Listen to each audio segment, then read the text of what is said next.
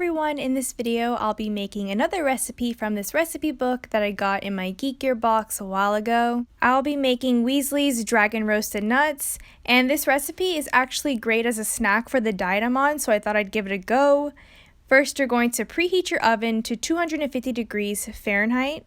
Then you're going to line a baking tray with parchment paper. I also sprayed it with some non-stick spray because apparently the almonds can really stick.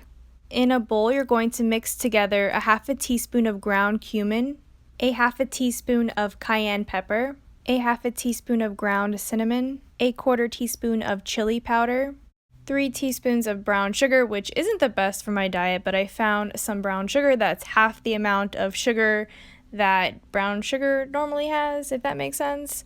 But it's a small amount, so it doesn't really matter. It's not like I'm going to eat the whole cup of almonds in one go. And last, you're going to add a half a teaspoon of salt. In another bowl, you're going to beat 1 egg white a few times. I wasn't really sure how long I should do this, so I just whisked it for about a couple minutes.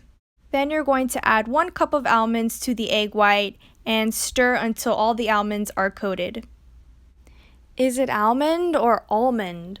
Or is it that type of word where it's pronounced differently in different countries?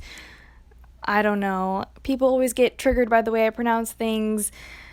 I'm sorry, but this is a food recipe and not how to pronounce a certain type of nut.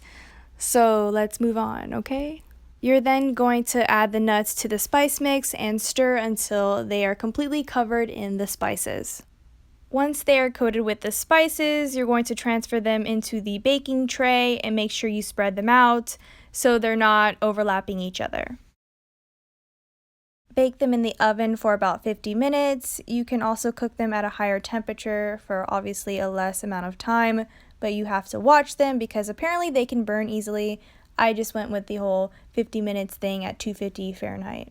So while those were baking, I decided to go on the internet to find a label for these, and I found one on Food and Literature, and I will leave a link to their website in the description box in case you wanted to save the label for yourself if you were planning on making these as well.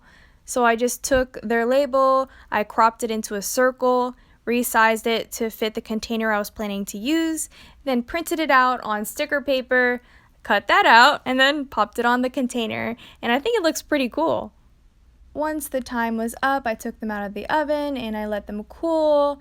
I broke apart the nuts because they kind of stuck together a bit, and then I just placed them in the container. I really like these. I didn't think I was going to like them all that much because I'm not a huge fan of almonds. I mean, I like them, but whatever. But these are really good. They're like kind of spicy but sweet at the same time. I could definitely eat all these in one sitting. It's really good, but I can't eat all those almonds because your girl's on a diet. Okay, so that's pretty much it. I definitely recommend these. They're really good. I really like them. And I hope you enjoyed this video, and thanks so much for watching.